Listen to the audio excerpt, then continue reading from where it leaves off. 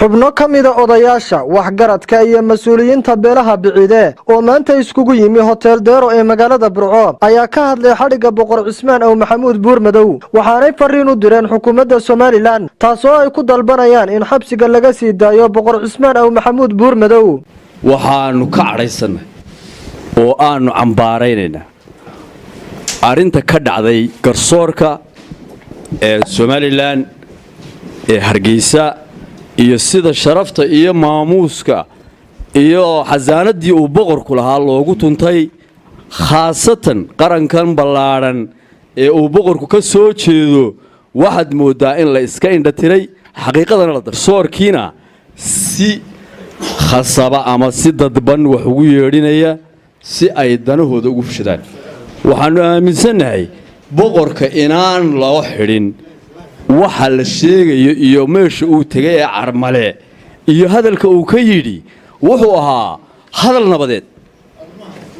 boqorku wuxuu yiri hadal nabadeed wuxuu yiri hal nabdo hal heshiyo dadka jaarka ee islaamka ayay isdilin dareenkii ka dhashay xadhigii boqorka sifihii loo xidhay iyo sifihii loo horgeeyay sharciga ruuxaantii waxaynu ognahay Soomaaliland waxa la wada socoteen boqorka markii la qabtay in loo maray sifo aad iyo aad u qaraadh oo ah waxaan lagu la dhaqmin muwaadin reer Soomaaliland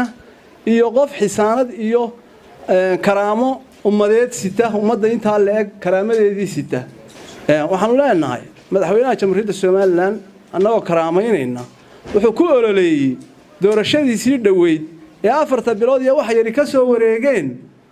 waxaanu kor u qaadi doonaa garsoorka cadaaladdaanu hirgelin doonaa cadaaladda shaqayn doonta gacanta sarena lahaan doonta ma idhicin taas xaajadan afqallo abwaankii weynaa waxaan ka hayaa erayo ay ka mid yihiin kolka aad maxkamadaha tagtaa tacajabaysaayo kabatole maxkamad loo tirshay hadduu qalinka teelteelsho iyana waa tabaalaha waqtiga tayno aragna kama xuma dadka waa la xidhaa sifihii loo qabtay sifihii loo xukumay iyo cadaalad darradii bay dadka ka xun yihiin madaxweyne Muuse Bixi Cabdi markaynu inta dhaafno wax weeye waxaan madaxweyne ka codsanaynaa in loo soo celiyo boqorka xorriyadiisii iyo xasaamadiisii inaad u soo celiso adigu u soo celiso adigu Muuse Bixi Cabdi hadda tahay sababta waxa weeyaan garsoor haday tahay haday filin tahay wixii bad weyna soo jiideeno weyno aragnay boqorkii sida loo qabtay iyo sida uu arintiisa u dhacday waxay ka xun yihiin sida xun ee loo qabtay Cismaan loo qabtay boqor Cismaan Maxamuud loo qabtay bay ka xun yihiin siba loo qabtay aanu ku ogeyn dawladii hore ee Maxamed Siyaad Barre ee dalka laga xoreeyay si la mid ah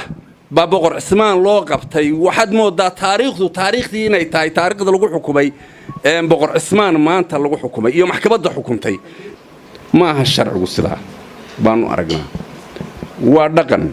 ciduu dhaqan u yahay dadku dhaqanka waxa fadhiya ama dunida baalaheeda jooga way ka xun yihiin meel kastay joogaan ciduu dhaqanka waxa boqor Cismaan Maxamuud xukunka ku dhacay aad bay ugu xun yihiin mana dul qaadan maayaan waxgaradkan oo hadalkooda sii wata ayaa ku adkeeyay xukuumadda in si dhaqso xorriyadiisii dib loogu soo celiyo boqor Cismaan Aw Maxamuud Buurmadow xadhiga boqorka iyo falka lagu la kacay baanu ka xunnahay oo cambaaraynayna waxaanu cambaaraynayna inanka yiri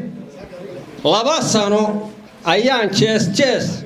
iyo maxkamad ka weynaanu maxkamadda ka weyn yahay baan ugu kordhiyay xarigiisii iyo dambigiisii waxaanu aragnaa 2 sano iyo jees-jeeska uu sheegay inankaas inuu ku jees-jeesay boqorka inuu ku jees-jeesay hadal gun iyo baara baanu ka hadlaynaa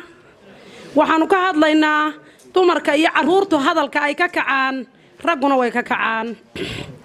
waxa la yeenin awr wado iyo ninaagi wada midna kama baydho haddii ay dumarka iyo caruurtu arrinka dhibaatada dhacda ay ka kacaan ragguna way gilgishaan oo go'a ayay ka qaataan dhulka ninka ka xidhan maanta Cismaan Buurmadow boqorka gidi jamiici uu ka wada xidhan yahay haddii ay isleedihiin xadhigga uu isagu ku leeday maxay tahay hayday jeelka idina ku leedeen guryihiina u aragtaan himilo wacan iyo haybad xadhiggiisa iyo qurux ma aha wallaahi qurux waxaa lagu xidhay baa la yidhi boqorka ciidamada ha la kala qaado oo hadduu yidhi ciidamada ha la kala qaado 15 sano ciidamadu ay dhisnaayeen beeshan meesha fadhida iyo beesha bariga yumba raggoodu dhimanayeen mucaaradka iyo marag baa ka dhintay iyo reer galbeed hadalkan cuqaasha ayaa ku soo beegmaya xilli maalintii saddexaad uu xabsiga weyn ee magaalada Hargeysa ku jiro boqor Cismaan Aw Maxamuud Buurmadow Maxamed Xasan Diiriye Maxamed Jookar telefishinka caalamiga Ariel TV magaalada Burco